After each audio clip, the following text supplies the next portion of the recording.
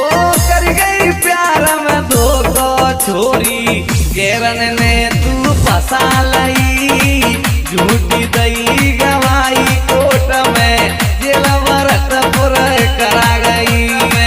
जेल भरतपुर करा गई ओ कर गई प्यार में धोखा छोरी गेरन ने तू फसा लई झूठी दई